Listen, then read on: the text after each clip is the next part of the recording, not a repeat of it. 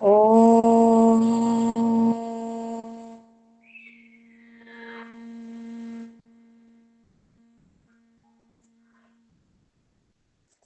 पार्थाय प्रतिबोधितां भगवता नारायणेन स्वयं व्यासेन ग्रथितां पुराणमुनिना मध्ये महाभारतम् अद्वैतामृतवर्षिणीं भगवतीम् अष्टादशाध्यायिनीम् अम्ब त्वामनुसन्दधामि भगवत् गीते भगवद्वेषिणि नमोऽस्तु ते व्यासविशालबुद्धे पुल्लारविन्दायतपत्रनेत्र येन त्वया भारततैलपूर्णः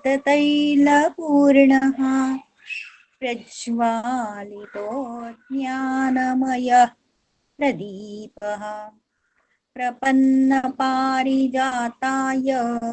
स्तोत्रवेत्रैकपाणये ज्ञानमुद्राय कृष्णाय गीतामृतदुहे नमः। वसुदेवसुतं देवं कंसचाणूरमर्दनम् देवकी परमानन्दं कृष्णं वन्दे जगद्गुरुम् मूकं करोति वाचालं पङ्गुल्लङ्घयते गिरिं यत्कृपातमहं वन्दे परमानन्दमाधवम् नारायणं नमस्कृत्य नारायणं चैव नरोत्तमम् देवीं सरस्वतीं व्यासं ततो जयमुदीरयेत्। ॐ श्री परमात्मने नमः। श्रीमद्भगवद्गीता अथ अष्टमोऽध्यायः। श्री भगवानुवाच मागच्या वेळी आपण 13व्या श्लोकापर्यंत अर्थ बघितलेला आहे. शेवटचा श्लोक होता ओमित्येकाक्षरं ब्रह्म व्याहरन्मा मनुस्मरन् यः प्रयाति त्यजन् देहं स याति परमां गतिम्. ओम इति एकाक्षर ब्रह्म असं म्हटलंय. ब्रह्म कसं आहे? ब्रह्माचं नाव तुम्ही वेगवेगळे त्याची स्तुती करा, त्याचे स्तोत्र म्हणा किंवा आणखी वेगवेगळ्या प्रकारे ते नाव घ्या, पण तुम्ही ओम नुसतं म्हटलं तरी ते ब्रह्मापर्यंत पोहोचतं. म्हणून इथे ओम इति एकाक्षर ब्रह्म म्हटलंय. नुसता ओम हे जरी अक्षर म्हटलं तरी ते ब्रह्मापर्यंत पोहोचणार. म्हणून आपण नवीन वर्षाची साधनाच ही ठेवली आहे की जास्तीत जास्त वेळा आपल्याला ओंकार म्हणायला हवाय. का हवाय? तर ओंकार कमीत कमी आपल्या जिभेवर असेल तर आपण शेवट क्षणी ओंकार म्हणत म्हणत देह सोडू. इथे काय म्हटलंय त्यांनी? व्याहरन्मान अनुस्मरण.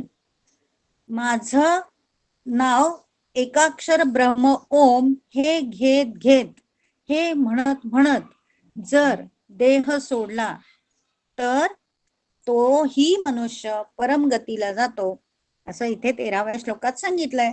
आता प्रत्यक्ष देह सोडणं म्हणजे मृत्यू हे आपण समजतो, पण आपल्या देहामध्ये आपण दिवसभरात ज्या वेळेला ह्या 4 अवस्था आहेत, जागृती, सुषुप्ती, नंतर परावस्था, जी उन्मनी अवस्था आपण म्हणतो, त्यावेळेला सुद्धा आपण देहातीत असतो. झोपल्यानंतर आपल्याला देहाचं भान नसतं, आपण फक्त त्या भगवंताशीच जोडलेलं असतो. मग रात्री सुद्धा रोज आपण झोपताना ओम म्हटलं तर ती सुद्धा एक प्रकारची आपली प्रलय अवस्थाच असते. त्यावेळेला सुद्धा ओम म्हटला तरी चालणार आहे. किंवा ध्यानामध्ये देह विरहित अवस्था जी आपली उच्च अवस्था असते ध्यानाची, त्यावेळेला सुद्धा तुम्ही नुसतं ओंकार म्हणत जरी ते ध्यान करत गेलं तरी त्या परमात्म्यापर्यंत पोहोचतं. असं इथे 13व्या श्लोकामध्ये सांगितलेलं आहे. की काय कशासाठी बरं सांगितलंय हे सगळं आपल्याला असं वाटतं. 8व्या अध्यायाची सुरुवात तर काय, ती किं तद ब्रह्म किम अध्यात्म, पुरुषोत्तम म्हणजे काय, अधिभूत म्हणजे काय, अधिदैव म्हणजे काय आणि अधियज्ञ म्हणजे काय, हे असे प्रश्न अर्जुनाने विचारलेत. आणि त्याचा आपल्याशी काय संबंध आहे? आपल्याशीच संबंध आहे.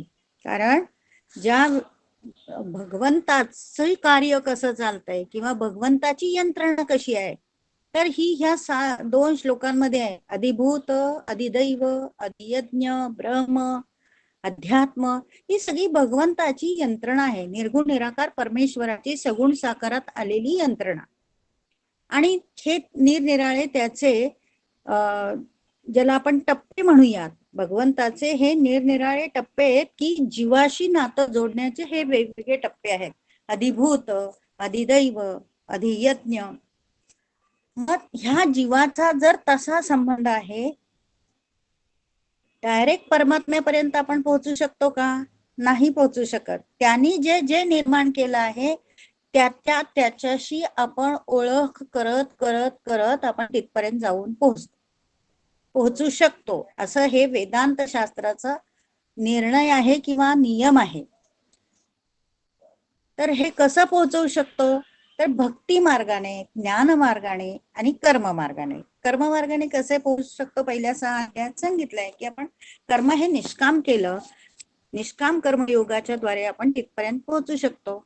7व्या अध्यायापासून भक्ती मार्ग सांगितलेला आहे. मग भक्ती कशी केली पाहिजे हे 14व्या श्लोकात सांगितलंय. अनन्य चेता सततम यो मां स्मरति नित्यशः तस्याहं सुलभः पार्थ नित्ययुक्तस्य योगिनः.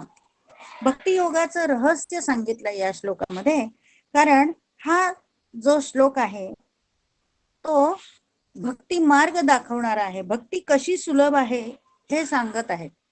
परमात्माच्या पदापर्यंत जर पोहोचायचं असेल तर त्यासाठी अनेक मार्ग आहेत. ध्यान मार्ग आहे, नंतर ज्ञान मार्ग आहे आणि भक्ती मार्ग आहे गीतेमध्ये सांगितल्याप्रमाणे. तर ज्ञान मार्ग जरा अवघड आहे. कारण ज्ञान मार्गामध्ये कसं असायला हवं असतं की जो साधक आहे त्याने भौतिकाशी काहीही संबंध नाही, भौतिक गोष्टी ह्या सगळ्या खोट्या आहेत, व्यर्थ आहेत, अशी त्याच्या मनाची समजूत व्हायला लागते. आतून त्याला पटायला लागते ज्ञानमार्गामध्ये. आणि मग ते पटणं हे सामान्य माणसाला खूप अवघड आहे. ते त्याला पटत नसतं. कारण सामान्य माणूस जेव्हा व्यवहारात वागत असतो त्याला त्या जे व्यवहारातल्या सर्व गोष्टी त्याला खऱ्याच वाटत असतात. पण ज्ञानमार्ग म्हणतं ह्या सगळ्या व्यर्थ आहेत. मग तिथेपर्यंत ज्ञानमार्गाने जाणं हे तर काही सोपं नाहीये, अवघडच आहे. ध्यानमार्ग पण अवघड आहे. तो कसा आहे की ध्यानाला बसल्यानंतर आपल्या गोचरीचे जे विचार चालू असतात, बुद्धीमध्ये, मनामध्ये ज्या लाटा चालू असतात, जे तरंग चालू असतात, ते पूर्णपणे निवळून जायला लागतात. ते पूर्णपणे मनातून, बुद्धीतून काढून टाकावे लागतात. आणि अगदी शून्य अवस्था आपल्या मनाची व्हायला लागते. तशी झाली तर आपण परमात्म्याशी एकरूप झालो होतो अशी भावना आपल्याला निर्माण होते. पण जर ध्यानाला बसलं तर ते शक्य होत नाही. त्यातली त्यात आपण घरातच जर ध्यान करत बसलं तर घरातल्या आजूबाजूचं वातावरण, आवाज किंवा घरातल्या ज्या वेव्ज असतात, घरात एकमेकाचे संवाद असतात, ते सुद्धा आपल्या कानावर आपटून जातात. म्हणजे जरी चालू संवाद जरी आपटले नाही तरी मागचे कुठले तरी आठवून आठवून आपण ध्यान लावू शकत नाही. म्हणजे ध्यान मार्ग तसा अवघड आहे. मग त्यातली त्यात सुलभ मार्ग कुठला आहे? तर भक्ती मार्ग सोपा आहे, सुलभ आहे. सुलभ शब्द आपल्याला माहित आहे की सहज करता येण्यासारखा आहे.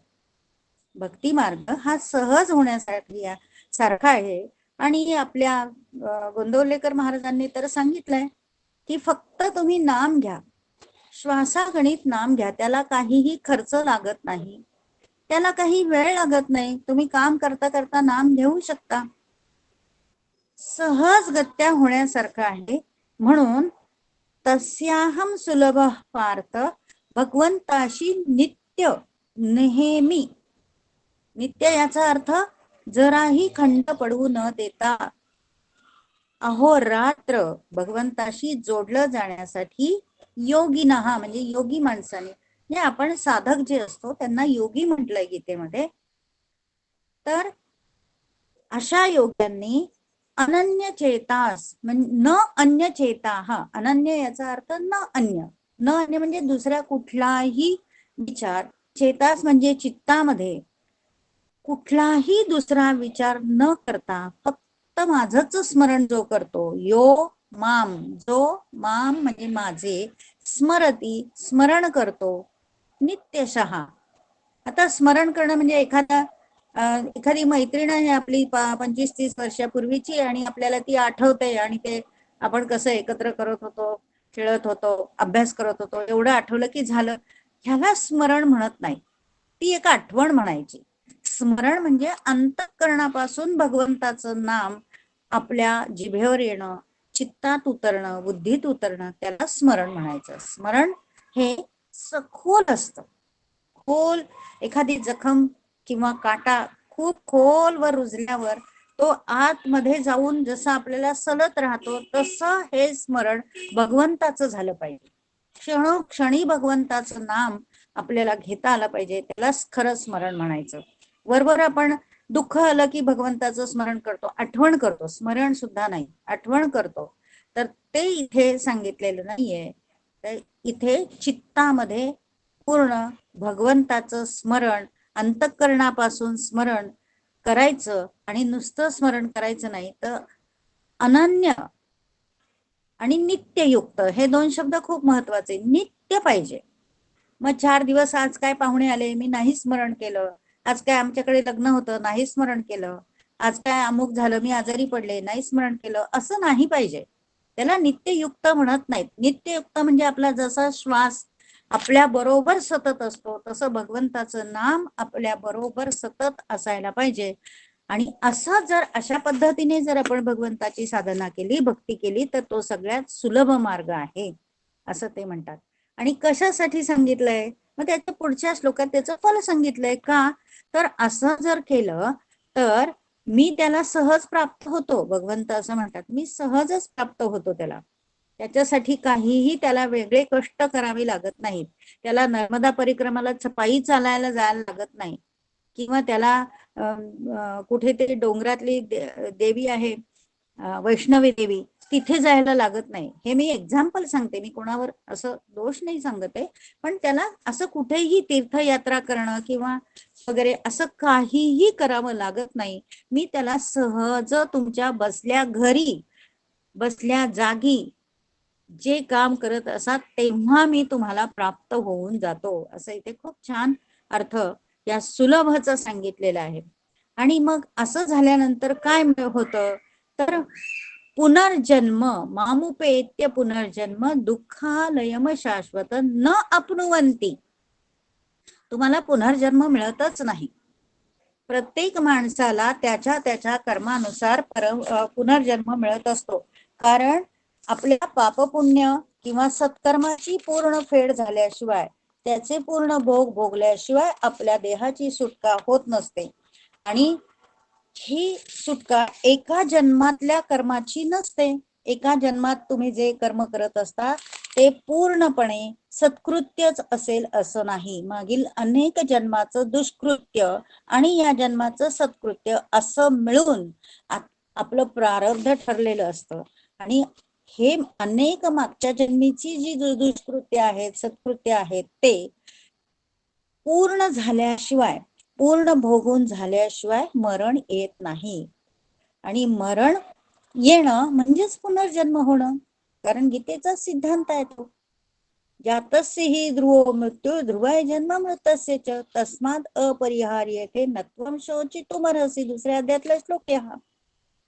दुसऱ्या अध्यायात भगवंतांनी सांगितलंय अर्जुनाला की जन्मलेला मृत्यू आहे, मृत्यू झालेला जन्म आहे, मग तू शोक का करतोस? शोक ह्याचा केला पाहिजे की मी माझं कर्तव्य नीट करणार आहे, मी भगवंताचं स्मरण आयुष्यभर करणार आहे आणि करत आहे ते माझ्याकडनं होत नाही ह्याचा शोक व्हायला पाहिजे. आणि असं जर केलं तर दुःखालय अशाश्वतम. हा संसार कसा आहे? दुःखांचं आलय आहे. आपल्याला देवालय शब्द माहिती असतो. देवालय म्हणजे देवाचं घर, तसं दुःखालय म्हणजे दुःखाचं घर. मानवी जन्म हा दुःखांचं घर आहे. पण दुःखांचं घर आहे म्हणून ते दुःख उगाळत बसू नका, ही शिकवण गीतेने दिली आहे, भगवंतांनी दिलेली आहे. आणि त्याच्यासाठी पहिला अध्याय आहे. पहिल्या अध्यायाची पार्श्वभूमी ही त्याच्यासाठी आहे, अर्जुनाला तयार करण्यासाठी, अर्जुनाच्या निमित्ताने आपल्या सगळ्यांना तयार करण्यासाठी ही शिकवण दिली आहे की दुःखालय आहेच आहे. मानवी जन्म हे दुःखांचा आगरच आहे. पण त्यातून आपल्याला सुखाची हिरवळ बघायची आहे ना, सुखाचा गारवा बघायचा आहे. आणि तो सुखाचा गारवा, सुखाची हिरवळ ती आपल्याला शाश्वत बघायची आहे. शाश्वत त्याचा अनुभव घ्यायचा आहे. आणि तो अनुभव केव्हा होईल तर भगवंताच्या नामस्मरणानेच त्याचा शाश्वत अनुभव आपण घेऊ शकतो. नाहीतर दुःखच दुःख. का बरं दुःख होतं आपल्याला?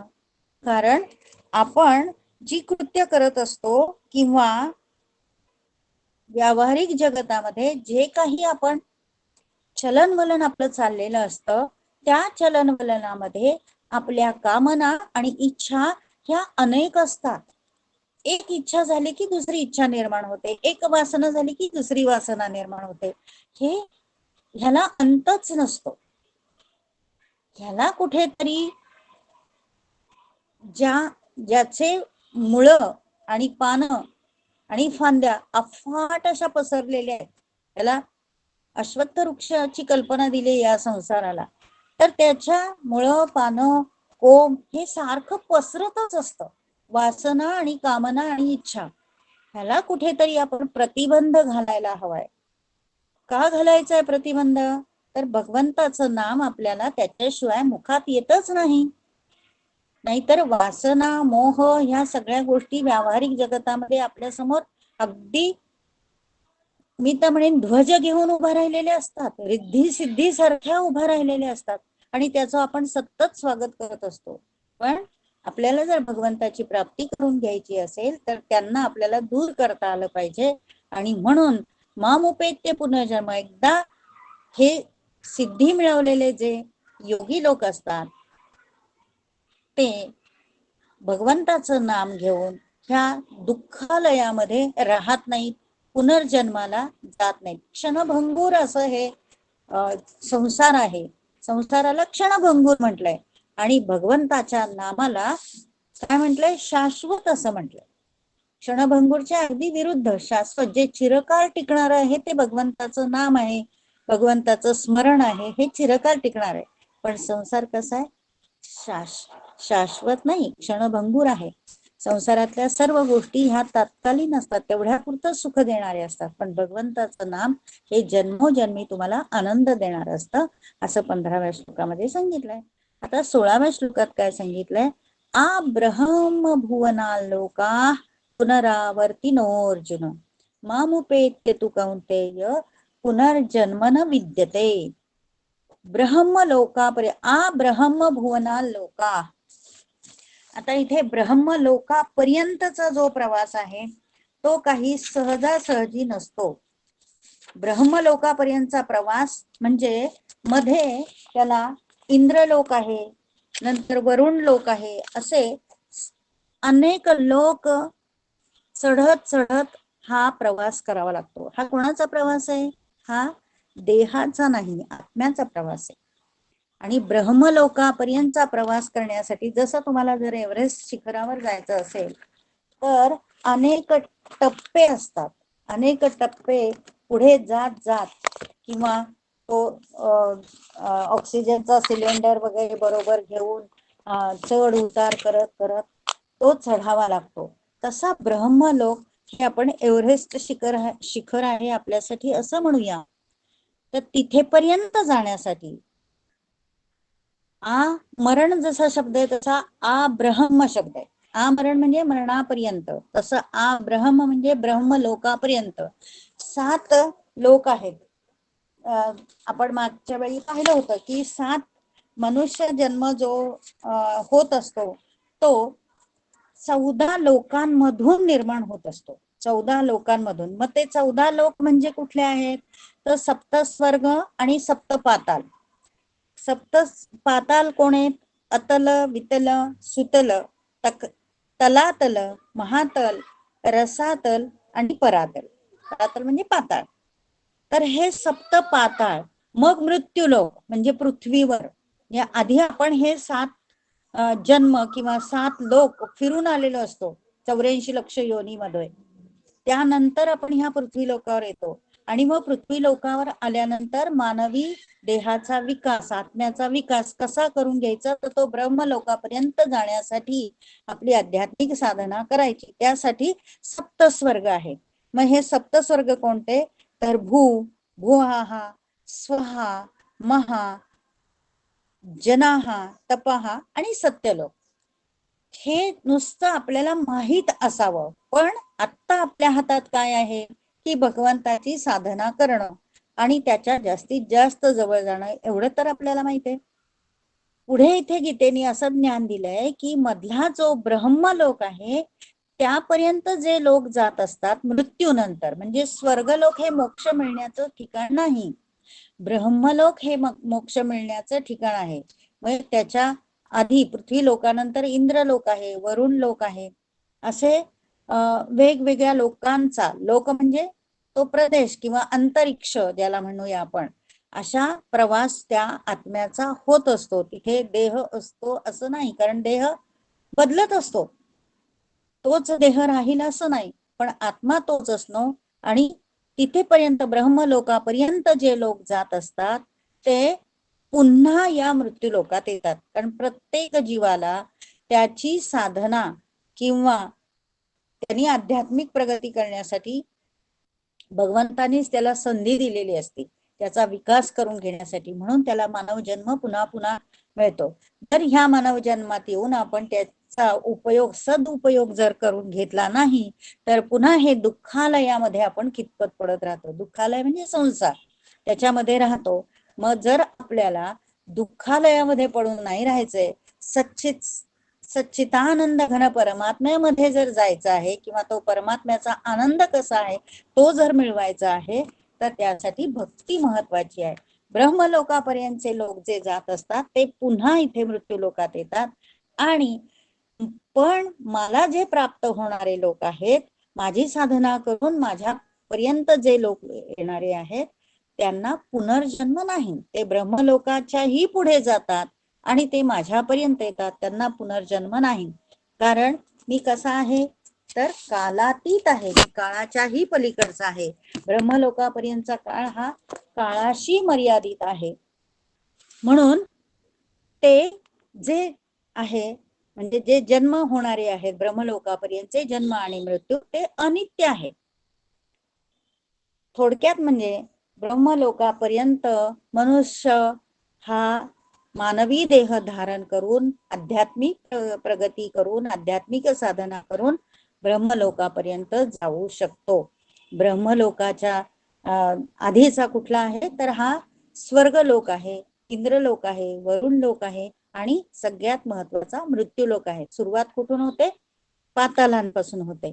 नंतर मृत्यूलोक आहे आणि मृत्यूलोकानंतर सगळ्यात उच्च प्रगती मानवाची कुठे पर्यंत आहे तर ब्रह्मलोकापर्यंत आहे.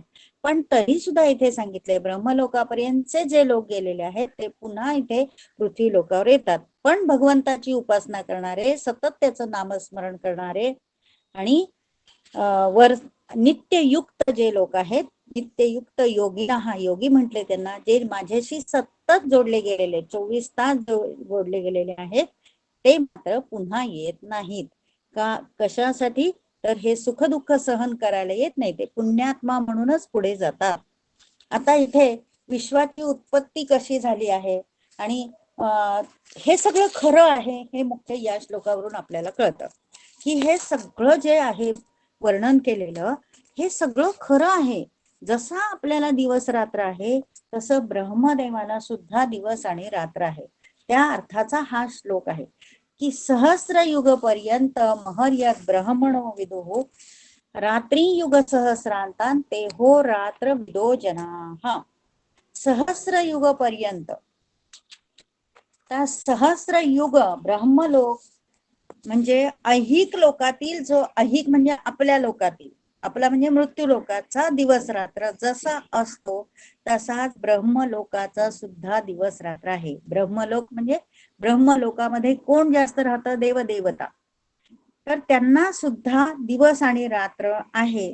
आणि त्यातला भेद काय आहे तर ब्रह्मलोकातील एक दिवस दिवस म्हणजे 12 तासांचा दिवस आपला जसा 12 तासांचा दिवस असतो तसा आणि 12 तासांची रात्र हे 12 तासाचा दिवस आणि 12 तासांची रात्र मिळून पूर्ण एक दिवस होतो.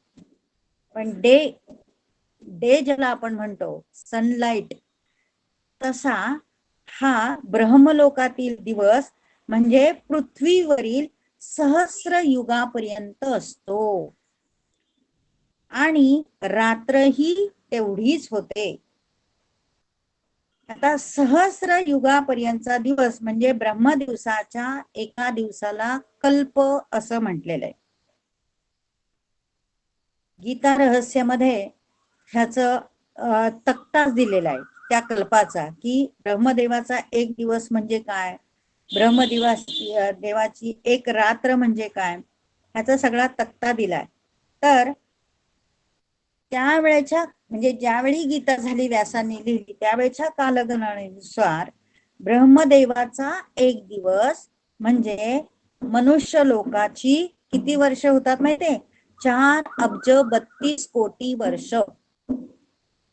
4 अब्ज 32 कोटी वर्ष हे ब्रह्मदेवाचे एक दिवस आहे. ब्रह्मदेवाचा एक दिवस दिवस म्हणजे 12 तासाचा तेवढेच रात्रीचे म्हणजे 8,08,64,64,कोटी एवढे टोटल पूर्ण वर्ष म्हणजे ब्रह्मदेवाचा पूर्ण 24 तासाचा एक दिवस. आता आपल्याला ही कल्पना सुद्धा करवत नाही आणि हे सगळं ह्याची गणना झाल्यावर आपल्याला आपली किंमत फक्त धुळीच्या कणा इतकी आहे असं फार जाणवतं. तर हे फक्त आपल्याला माहित असावं आणि हे सगळं खरं आहे हे आपल्या ऋषी मुनींनी हे सगळं लिहून ठेवलेलं आहे. त्यांनी गणित म्हणलेलं आहे सगळं ह्याचं आणि ते सगळं खरं आहे. ते द्रष्टे होते त्यांना पुढचं सगळं दिसत होतं कळत होतं. त्या कालगणनेनुसार मनुष्य लोकाची 8,64,कोटी एवढी वर्ष म्हणजे पूर्ण एक दिवस आणि यालाच कल्प असं म्हणतात. आणि जेव्हा कल्पाचा आरंभ होतो म्हणजे अव्यक्त सृष्टी. अव्यक्त म्हणजे काय?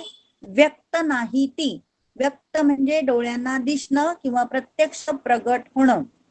जे प्रत्यक्ष प्रगट होत नाही, दिसत नाही, दृश्य जगताने आपल्याला पाहता येत नाही, दृश्य जगतात आपल्याला पाहता येत नाही, ते अव्यक्त. अशा अव्यक्त सृष्टीतील सर्व पदार्थ तिथे त्यावेळी व्यक्त व्हायला लागतात. म्हणून पंचांगात सुद्धा असतो बघा कल्प कल्पारंभ, युगारंभ, युगादी तिथी, कल्पादी तिथी असं पंचांगात लिहिलेलं असतं. हे सगळं खरं आहे, पंचांगाप्रमाणे पण खरं आहे. तर अव्यक्त ब्रह्मदेवाच्या रात्रीला सुरुवात झाली की सगळे व्यक्त पदार्थ म्हणजे इथे सर्व भूत मात्र या सृष्टीतील जे जे काही जीव आहेत ते सर्व कुठे जातात तर अव्यक्तामध्ये विलीन होतात. अव्यक्त जेव्हा ब्रह्माचा दिवस सुरू होतो तेव्हा प्रगट होतात आणि रात्र होते तेव्हा त्याच्यात विलीन होतात. म्हणून सहस्र युग म्हणजे काय हे आपल्याला कळलेलं आहे. की ब्रह्मदेवाचा एक दिवस हा 1000 चतुर्युगाचा असून रात्र ही 1000 चतुर्युगाची असते. आता चतुर्युग म्हणजे काय, परत त्याचं गणित वेगळं आहे. ते आपण एवढं काही डिटेल बघायला नको. आपल्याला एवढं कळलंय की ते फार मोठी संख्या आहे बाबा, आणि अब्जावधी म्हणजे ब्रह्मदेवाला सुद्धा दिवस रात्र आहे, आणि त्याला सुद्धा त्याचं कार्य करायचंय उत्पत्तीचं. हे आपल्याला एवढं जाणून घ्यायचं आहे. तर अव्यक्त म्हणजे परब्रह्म नाही, तर अव्यक्ता पलीकडचाही हे परब्रह्माचं कार्य आहे. विश्वातील गणित, मानवी वर्ष आणि ब्रह्मदेवाची वर्ष हे कपोल कल्पित नक्कीच नाहीये. त्यावेळच्या अनेक ऋषींनी हे सर्व लिहून ठेवलेलं आहे, त्याचं गणित मांडलेलं आहे. आणि त्यामुळे इथे अव्यक्तात् व्यक्तय सर्वा प्रभवन्त्य अहरागमे रात्र्यागमे प्रलीयन्ते तत्रैवाव्यक्त सैज्ञके. समस्त प्राण्यांची वारंवार उत्पत्ती आणि प्रलय ह्याचं वर्णन ह्या श्लोकामध्ये केलेलं आहे. की प्राण्यांची उत्पत्ती आणि प्रलय कसं करण्याचं काम कोण करतंय, तर तो ब्रह्मदेव करतोय. आणि ते कसं आहे, तर दिवसाच्या प्रवेशकाळी अव्यक्तापासून म्हणजे ब्रह्मदेवाच्या सूक्ष्म शरीरापासून हे सर्व प्राणी, या सृष्टीवरच्या सर्व जीवसृष्टी, जीव प्राणी सर्व निर्माण होत असतात. कशापासून, तर ब्रह्मदेवाच्या सूक्ष्म अशा शरीरापासून. सूक्ष्म म्हणजे करोनाचे जंतू सुद्धा हे त्यापासूनच सूक्ष्म असे, ते जरी जंतू असले तरी ते सूक्ष्म तूनच निर्माण झालेले आहे. अव्यक्त नावाच्या ब्रह्मदेवाच्या सूक्ष्म शरीरामध्येच ते पुन्हा विलीन होतात. असं थोडस समजायला अवघड आहे, पण आपण एवढं समजायचं की ब्रह्मदेवाला सुद्धा त्याचं कार्य आहे. जसं आपल्याला उत्पत्ती स्थिती लय आहे, तसं ब्रह्मदेवाला सुद्धा त्याचं कार्य आहे. भूतग्रामस्यैवायम भूत्वा भूत नाही आपलं अव्यक्ताद् व्यक्तय सर्वा प्रभवन्त्य हरागमे रात्र्यागमे प्रलीयन्ते तत्रैवाव्यक्त सैज्ञके. हा श्लोक आपण पाहिला. आता आपण 19वा श्लोक बघत आहोत. भूतग्रामस्य एवायम भूत्वा भूत्वा प्रलीयते रात्र्यागमे अवशः पाठ प्रभवत्य अहरागमे. की हा भूत समुदाय जो आहे तो पुन्हा पुन्हा उत्पन्न होतो. प्रकृतीच्या अधीन झाल्यामुळे रात्रीच्या आरंभी तो विलीन होतो आणि दिवसाच्या आरंभी पुन्हा उत्पन्न होतो. म्हणजे रात्री तो प्रलय, आपण बघा ना, रात्री गाढ झोपल्यानंतर आपल्याला काही कळत नाही, तेव्हा आपला प्रलय असतो. जसा आपला असतो तसा प्रत्येक प्राणी मात्राचा असतो. झोपल्यानंतर तो त्यावेळेला त्या प्रकृतीच्या अधीन असल्यामुळे त्यात विलीन होतो आणि दिवसाच्या आरंभी पुन्हा उत्पन्न होतो. अव्यक्ताच्या पलीकडे आपण असतो, आपल्याला काही कळत नाही, दिसत सुद्धा नाही. फक्त आपण आहोत आणि जागल्यावर कळतं की अरे आता इतके वाजले तितके वाजले. तोपर्यंत आपण प्रलयामध्येच असतो असं म्हणायला काही हरकत नाही. तर अव्यक्ताच्या पलीकडे एक दुसरं सनातन अव्यक्त म्हणून एक लोक आहे, ब्रह्मलोकाच्याही पलीकडे. तर तो अव्यक्त असा भाव आहे. परस्तस्मात् तु भावोऽन्यो व्यक्तो व्यक्तात् सनातनः यस्य सर्वेषु भूतेषु नश्यत्सु न विनश्यति. अव्यक्ताच्याही पलीकडे जो सनातन असा, सनातन म्हणजे अगदी अनादिकालापासून असलेला, त्याला सनातन असं म्हणतात. तो दिव्य पुरुष. दिव्य पुरुष म्हणजे कोण, आत्मा. इथे पुरुष म्हणजे आत्म्याशी संबंधित आहे की तो दिव्य आत्मा सर्व भूते नाहीशी झाली तरी, इथे भूते म्हणजे प्राणी मात्र, सर्व नाहीशी झाली तरी तो नाहीसा होत नाही. म्हणून हे अक्षर ब्रह्म जे आहे त्याचं सगळं वर्णन आहे. अक्षर ब्रह्म अध्यायाचं नावच काय, अक्षर ब्रह्मयोग. अक्षर ब्रह्म म्हणजे अक्षराच्याही पलीकडचे असलेलं ब्रह्म, अक्षर ब्रह्म. आणि ते फक्त योगी लोकांना हे कळतं. आपण इतके त्यातले योगी नाही आहोत, म्हणून आपण फक्त वाचून त्याचा अभ्यास करून समजून घ्यायचा आहे, माहिती करून घ्यायची आहे. माहिती आपल्याला असणं आवश्यक आहे. त्यालाच अक्षर ब्रह्म, परमगती असणारे ब्रह्म, परमधाम असलेलं, परमपुरुष असलेलं, अशा अनेक नावांनी गीतेमध्ये त्याचा उल्लेख केलेला आहे. पुढचा 21वा श्लोक आहे, अव्यक्तः अव्यक्तोक्षर इत्युक्तस्तमाहु परमांगती यम प्राप्य न निवर्तन्ते तद्धाम परमं मम. अव्यक्त हे त्यालाच म्हणतात, त्याला तर श्रेष्ठ गती मिळाली असं म्हणतात. अव्यक्तापर्यंत गेलं, अक्षर ब्रह्मापर्यंत गेलं, त्या पुण्यात्माची ती श्रेष्ठ गती आहे. आणि ती एकदा ती गती त्याला प्राप्त झाली की पुन्हा त्याला मनुष्य जन्म येत नाही, पुनर्जन्म न विद्येत, त्याला पुनर्जन्म येत नाही, त्याला परम गती मिळते. आणि पुनर्जन्म येत नाही म्हणजे काय होतं, तर ही मानवी जी सुखदुःख आहेत किंवा मानवी जे संस्कार असतात, आपल्याला आपल्या या जीवात्म्याला भोगावे लागणारे जे सुख आणि दुःखाचे संस्कार आपल्यावर सारखे प्रकृतीच्या अधीन असल्यामुळे होतात, ते त्याला भोगावे लागत नाही, त्याला श्रेष्ठ गती मिळते, भगवंताच्या चरणाशी त्याला गती मिळत असते. 22व्या श्लोकात सांगितलंय की परमात्म्याच्या ठिकाणी ही सर्व भूत आहेत आणि हे जग परमात्म्याच्या शक्तीनं व्यापलेलं आहे. पण तो परमात्मा कसा आहे, अव्यक्त आहे, न दिसणारा आहे, पण तो प्राप्त होणारा नक्कीच आहे, तो मिळू शकतो, त्याचा शोध घेता येतो. पण तो कोणाला घेता येतो, तर ज्याने अनन्य भक्ती केली आहे त्यालाच त्याचा शोध घेता येतो, त्यालाच तिथेपर्यंत जाता येतं. अनन्य भक्ती मगाशी 14व्या श्लोकात सांगितल्याप्रमाणे, 15व्या श्लोकात सांगितल्याप्रमाणे 14-15 मध्ये की अनन्य भक्ती, निरंतर क्षणभर सुद्धा त्याचा विसरच नाही झालेला असे जे आहेत त्यांनाच तो प्राप्त होऊ शकतो, त्यांनाच तो अव्यक्त परमात्मा दिसू शकतो. जरी अव्यक्त असला तरी त्यांना तो दिसतो, त्यांना तो कळतो, त्यांना त्याची जाणीव होते आणि तो भक्तीने प्राप्त होतो. आपल्या सर्व संत लोकांनी त्याचा अनुभव घेतलेला आहे. सगळ्यात जास्त अनुभव सर्वच संतांनी घेतलाय, पण संत तुकाराम महाराज हे त्यातले पहिल्या नंबरचे, आणि म्हणून आपण त्यांना जगद्गुरु म्हणतो. संत तुकारामांनी ही साधना अखंड केलेली आहे. संत रामदास स्वामींनी पण ही साधना अखंड केलेली आहे. पण रामदास स्वामींचं कार्य वेगळं होतं, त्यांचं राष्ट्रासाठीच कार्य होतं सर्व, आणि हे ह्यांचंही कार्य राष्ट्रासाठीच, पण ह्यांचा भक्ती मार्ग जास्त ठळक होता. म्हणून संत तुकाराम महाराज हा श्लोक, हे जे श्लोक आहेत 2-3, त्यावेळी आपल्याला संत तुकाराम महाराजच आठवतात.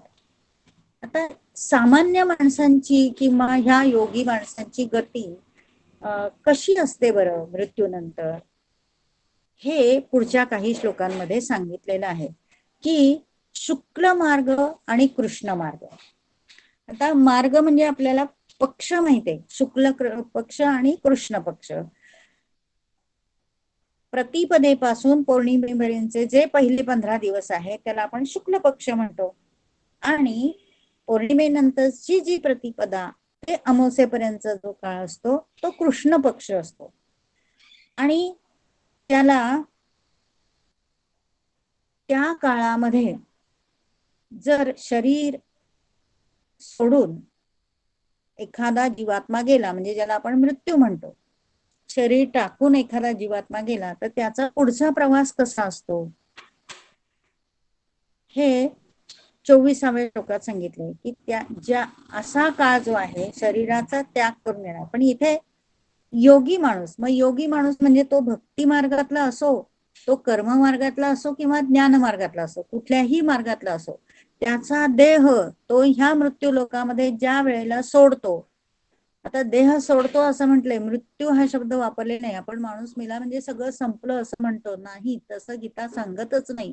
गीता म्हणते त्या आत्म्याला पुढे प्रवास आहे, आणि तो प्रवास कसा असतो, तर तो गती प्राप्त करून घेतो. त्याची गती कशी असते, तर आयुष्यभर जी कर्म केली आहे, आयुष्यभर जी भक्ती केली आहे, आणि शेवटी भगवंताचं नाम त्याच्या जिभेवर असेल त्याप्रमाणे त्याची गती ठरते. ती त्यांनी 24व्या श्लोकामध्ये सांगितली आहे. कशी, तर अग्निर्ज्योतिरः शुक्ल षण्मासा उत्तरायणम तत्र प्रयाता गच्छन्ति ब्रह्म ब्रह्मविदो जनाः. अग्निर्ज्योति ज्योतिः रः शुक्ल अग्निः ज्योतिः अहः शुक्ला षण्मासा उत्तरायणम. आता उत्तरायणम आणि दक्षिणायणम हे दोन मार्ग आहेत. हे दोन मार्ग कसे ठरले जातात तर जे विषुववृत्त आणि कर्कवृत्त आहेत सूर्याच्या गतीवरून ठरतात ते की सूर्याची गती कर्कवृत्त आणि मकरवृत्त या विषुववृत्ताच्या दोन बाजू आहेत. दोन वृत्त मानली जातात. त्यात उत्तरायण आणि दक्षिणायन. सूर्याच्या भ्रमणावरून उत्तरायण ठरवलं जातं. सूर्याच्या भ्रमणावरून दक्षिणायन ठरवलं जातं. सूर्य उत्तरेकडे सरकू लागल्याचा जेव्हा भास होतो तेव्हा त्याला उत्तरायण म्हणतात आणि सूर्य दक्षिणेकडे सरकू लागला असा जेव्हा भास होतो किंवा सरकू लागतो खरोखर तेव्हा त्याला दक्षिणायन असं म्हणतात. तर देवांची वस्ती ही जी असते ती मेरू पर्वतावर म्हणजे उत्तर ध्रुवावर असते आणि असं पूर्वीपासून आपल्या सगळ्यांची धारणा आहे. पुराणांमध्ये पण त्याचा उल्लेख आहे. तर उत्तर ध्रुवावर 6 महिने दिवस आणि 6 महिने रात्र असते. सूर्य उत्तरेकडे सरकू लागला की तिथे दिवस सुरू होतो आणि दक्षिणायन सुरू झालं की तिथे रात्र सुरू होते. आपल्या हिशोबाने आपले 1 वर्ष संपते तेव्हा देवांचा 1 दिवस संपतो. म्हणजे आपले 365 दिवस जे आपण म्हणतो ते संपल्यावर देवांचा 1 दिवस म्हणजे कुठला 12 तासांचा दिवस डे आणि नाईट पुन्हा 12 तासांची असं 1 वर्ष देवांचं संपतं. मगाशी आपण कोणाचं पाहिलंय ब्रह्मदेवाचं पाहिलंय. ब्रह्मदेवाचं 1 वर्ष म्हणजे काय हे आपण मगाशी पाहिलं. आता आपण देवांचं 1 वर्ष म्हणजे काय ते पाहतो. 365 दिवसांचा हा देवाचा 1 दिवस आणि आपल्या कालगणनेमध्ये ही 4 जी युग सांगितले आहेत सहस्र युग पर्यंत. तर 4 युगामध्ये कृतयुग जे आहे ते 4000 वर्षाचं आहे. त्रेतायुग जे आहे ते 3000 वर्षाचं आहे आणि द्वापार युग जे आहे ते 2000 वर्षांचं आहे आणि कलयुग जे आहे ते 1000 वर्षांचं आहे. एक युग संपल्याबरोबर दुसरं युग सुरू होत नाही. 2 युगांमध्ये काही एक जोड काळ असतो आणि हा जोड काळ प्रत्येक युगाचा वेगळा आहे. त्रेतायुगाचा जोड काळ 800 वर्ष होता. द्वापार युगाचा जोड काळ 600 वर्ष होता आणि द्वापार आणि कलयुगांचा जोड काळ 400 वर्ष होता. म्हणजे सगळ्या युगांचा मिळून हा काळ 12,000 वर्ष एवढा होतो. ही 12,000 वर्ष कोणाची असतात तर देवांची असतात आणि देवांची 12,000 वर्ष म्हणजे 43,20,000 वर्ष. हे कशासाठी तर हे खरं खरं आहे सगळं म्हणून हे सांगावं लागतं की आपल्याला जसे दिवस आपले दिवस रात्र हे त्यांनी ठरवलेले आहेत. आपल्याला जसे दिवस आणि रात्र आहे तसे ब्रह्मदेवाला सुद्धा आहेत. ब्रह्मदेवाचं आयुष्य अशा प्रकारे 100 वर्षांचं आहे आणि ब्रह्मदेवाचे 50 वर्षाचं आयुष्य संपून जाऊन आता सध्या 51 वर्ष ब्रह्मदेवाला चालू आहे. हे आपल्याला खरं वाटावं सगळं ह्यासाठी ही कालगणना मी सांगितली. तर अग्नीची देवता जी आहे ती कोण आहे शुक्ल पक्ष. म्हणजे शुक्ल पक्षामध्ये काय असतं तर रात्री सुद्धा चांदणं असतं आणि दिवसा सुद्धा लख्ख प्रकाश असतो. ही अग्नीची देवता जी आहे तिचा अभिमानी देवता दिवस आहे. म्हणजे दिवसा जर एखाद्या माणसाला मृत्यू आला तर तो ब्रह्म मार्गाने जात असतो, ब्रह्माला प्राप्त होतो. ब्रह्म मार्गाकडे जाण्यासाठी तो ब्रह्माला प्राप्त होतो दिवसा जर मृत्यू आला. आणि नुसतं तेवढंच नाही, दिवसा मृत्यू येणं हे एवढाच क्रायटेरिया नाहीये. विनोबांनी तर खूप छान प्रवचनांमध्ये, त्यांच्या विनोबांच्या प्रवचनामध्ये सांगितलंय की जो मनुष्य दिवसा सूर्य ढळढळता सूर्य असताना स्वतःच काम करत करत, म्हणजे अजिबात बेड रिडन नसताना, त्याचा पूर्ण श्वासोच्छवास चांगला चालू असताना, सर्व माणसांना तो ओळखत असताना, अशा प्रकारे जर त्याचा मृत्यू झाला तर तो ब्रह्मलोकाकडे जातो असं विनोबांनी सांगितलंय. म्हणजे कार्य करत असताना, काम करत असताना दिवसा, आणि चालता बोलता, म्हणजे तो कोमात गेलाय आणि दिवस ढळढळीत आहे पण कोमात गेलेला आहे अशी अवस्था नाही. तो स्वतः कार्य सगळं स्वतः करत आहे, दिवस आहे. अशा परिस्थितीत जर त्याला मृत्यू आला तर तो ब्रह्मलोकापर्यंत जातो असं इथे या श्लोकामध्ये विनोबांनी ते अतिशय ठळकपणे सांगितलंय. नंतर दुसरा 25व्या श्लोकात सांगितले, धूमो रात्रीस तथा कृष्ण षण्मासा दक्षिणायनम तत्र चांद्रमसै ज्योतिर्योगी प्राप्य निवर्तते. दुसऱ्या प्रकारचा मृत्यू आल्यावर काय असतं, ते लोक कुठे जातात, कसे जातात, त्यांचा मार्ग कसा आहे ते ह्या श्लोकात सांगितलेलं आहे. तर रात्रीची अभिमानी देवता जी आहे त्यावेळी, म्हणजे कृष्ण पक्ष, रात्रीची अभिमानी देवता कृष्ण पक्ष, त्यावेळेला काय असतं तर अंधार असतो. धुराची अभिमानी देवता म्हटलंय त्यांनी. धूमो रात्रीस म्हणजे धुराची अभिमानी देवता, धूर म्हणजे तर रात्र अशा अर्थाने इथे सांगितलंय. ती कृष्ण पक्षाची अभिमानी देवता आहे. आणि दक्षिणायनामध्ये ही 6 महिने कृष्ण पक्षाची देवता आहे असं म्हणतात, असं मानलं जातं. तर मनुष्य गेल्यानंतर ज्याने शेवटच्या क्षणी खूप सकाम कर्माची इच्छा मनामध्ये ठेवलेली आहे की माझं हे करायचं राहिलंय, घर बांधायचं राहिलंय, माझं लग्न करायचं राहिलंय, अंक करायचं राहिलंय, माझ्या मुलाबाळांची लग्न व्हायची आहेत, माझं शेती घ्यायची राहिली, काय माणसाच्या इच्छा वाटेल ते असतात, खाण्यापिण्याच्या इच्छा सुद्धा शेवटच्या क्षणी राहिलेल्या असतात. अशी सकाम भावना ज्याच्याकडे राहिलेली असते शेवटच्या क्षणापर्यंत. म्हणून ओम इति अक्षरम ब्रह्मम, ओम हे अक्षर आपल्या मुखामध्ये सतत पाहिजे आणि ते शेवटच्या क्षणी आलं तर आपल्याला ब्रह्मलोक मिळणार हे निश्चित. पण सकाम कर्म जर करणारा योगी, एखादा योगी आयुष्यभर योग साधना केली आहे पण शेवटी त्याच्या मुखामध्ये त्याची इच्छा ज्या आहेत त्या सकामतेच्या आहेत आणि त्या असतील आणि तो कृष्ण पक्षात गेला असेल तर तो काय होतो तर चंद्र तेजाला प्राप्त होतो, दक्षिणायनात जातो. आणि दक्षिणायनात मध्ये गेल्यानंतर त्याच्या ज्या कामना आहेत मनातल्या त्या कामना पूर्ततेसाठी तो पुन्हा पुन्हा मानवी जन्म घेतो, पुन्हा पुन्हा या दुःखालयामध्ये येतो. कारण त्याच्या इच्छा पूर्णच होत नाही. का पूर्ण होत नाही? कारण त्यांनी भगवंताची उपासना नाही केलेली आयुष्यभर, त्याच्या मुखामध्ये नामच नाहीये भगवंताचं. सतत हे करायचंय ते करायचंय, ह्या इच्छा त्या इच्छा, अशी अतृप्ती त्याची असते, सतत अतृप्त असतो तो.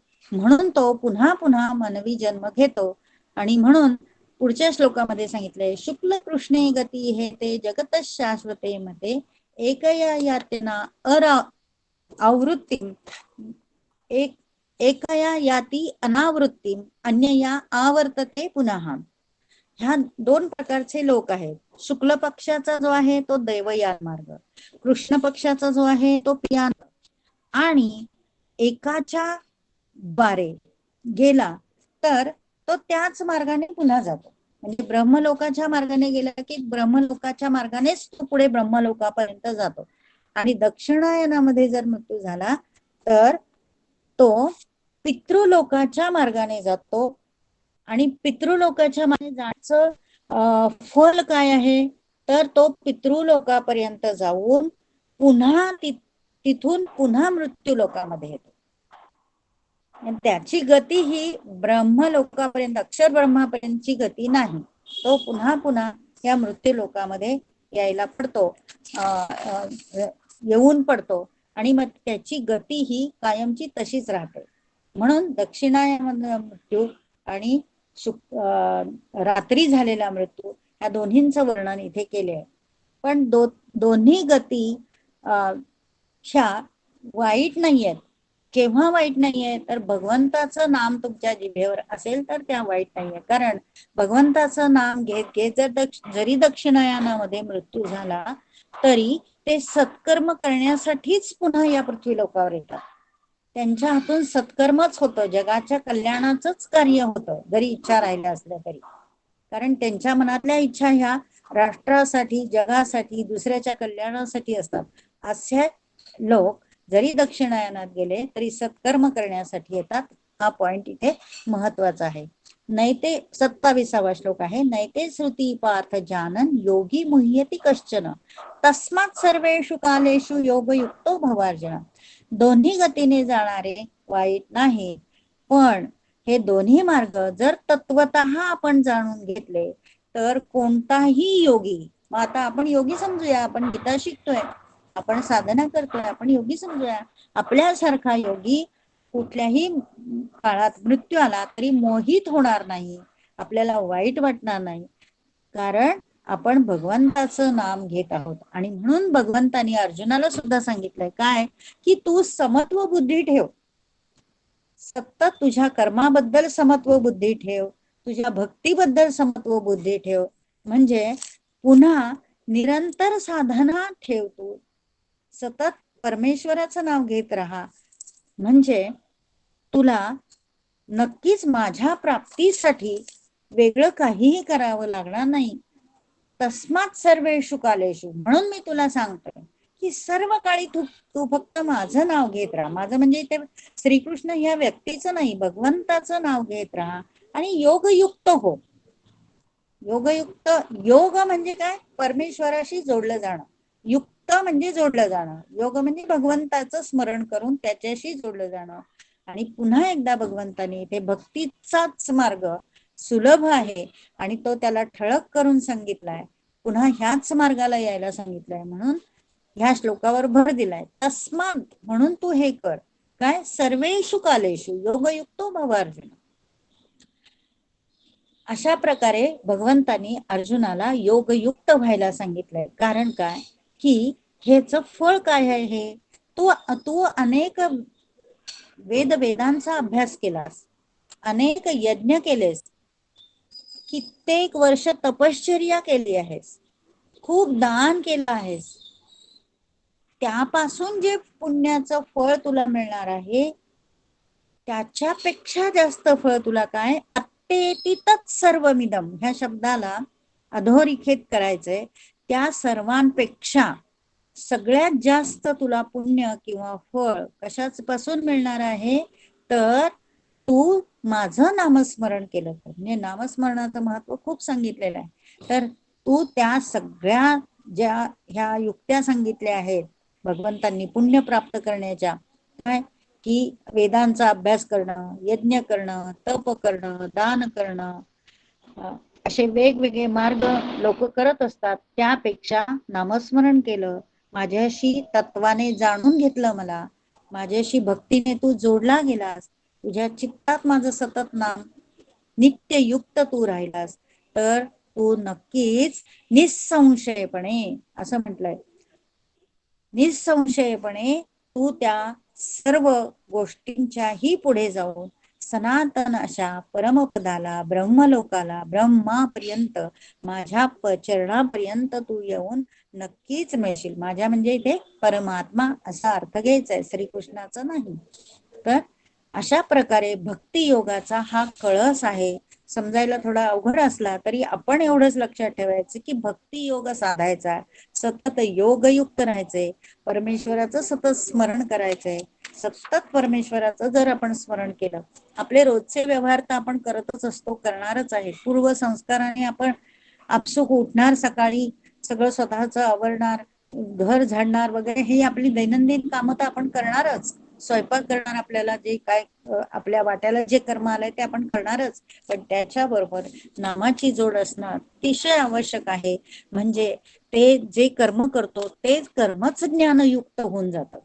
आणि ज्ञानयुक्त कर्म झाल्यानंतर ते त्याचं रूपांतर ह्या निष्काम कर्मयोगात होतं. निष्काम कर्मयोग हा भक्तीचा किंवा परमेश्वर प्राप्तीचा हा पहिला पाया आहे.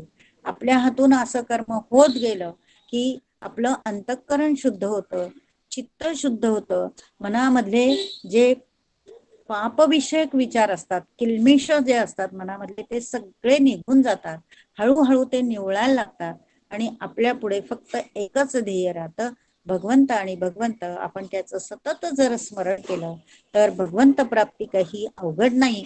अवघड काय आहे तर ह्या गोष्टी, ज्या व्यवहारातल्या ज्या गोष्टी आहेत, ज्या अनावश्यक आहेत, ज्या कचऱ्यासारख्या आहेत, जसं आपण सत्व जेव्हा एखाद्या वस्तूचं काढतो, ते सत्व जेव्हा काढायचं असतं, मूळ धान्यामध्ये आपण निवड करतो. निवड केल्यानंतर त्यातली टरफलं बाजूला काढतो, खडे बाजूला काढतो, आणखी काही घाण असेल ती बाजूला काढतो आणि फक्त सत्व घेतो. तसं भगवंत नामाचं फक्त सत्व आपण ग्रहण करायचंय, त्याच्या सतत स्मरणात राहायचंय आणि त्याच्या सतत स्मरणात राहूनच आपल्याला पुढे गती मिळणार आहे, सद्गती मिळणार आहे. उत्तरायण असो की दक्षिणायन असो, कुठलाही काळामध्ये आपला मृत्यू हो, मृत्यूची तर आपण कल्पना सुद्धा करत नाही, कारण तो तर कधीतरी येणारच आहे. पण येऊ दे, कधीतरी येऊ दे, येणार आहे तो त्याच्या वेळेला येणार आहे. पण तोपर्यंत आपल्या मनामध्ये, बुद्धीमध्ये, चित्तामध्ये, आपल्या जिव्हेवर भगवंताचं सतत स्मरण राहावं, यासाठीच हा गीता शिकायची आहे, गीता सतत म्हणायची आहे, ओंकार साधना करायची. हे वेगवेगळे मार्ग आहे. वेगवेगळ्या संतांच्या सानिध्यात त्यांच्या अभ्यासाने राहायचं. हे वेगवेगळे मार्ग आपल्यासाठी भगवंतांनी खुले करून ठेवलेले आहेत. आणि या अध्यायाचा कळस हाच आहे की तुम्ही योगयुक्त व्हा. योगयुक्त व्हा हे अर्जुनाला सांगितलंय, तसंच आपल्यालाही सांगितलंय. जे काही मी तुम्हाला आता सांगितलंय ते सगळं परमेश्वराच्या चरणी रुजू आहे. आणि जे काही न्यूनता आहे ते सगळं या देहाचे अल्पबुद्धीमुळे तुम्हाला सांगायचं राहिलं असेल.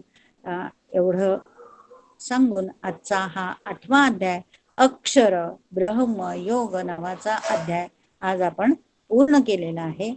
धन्यवाद.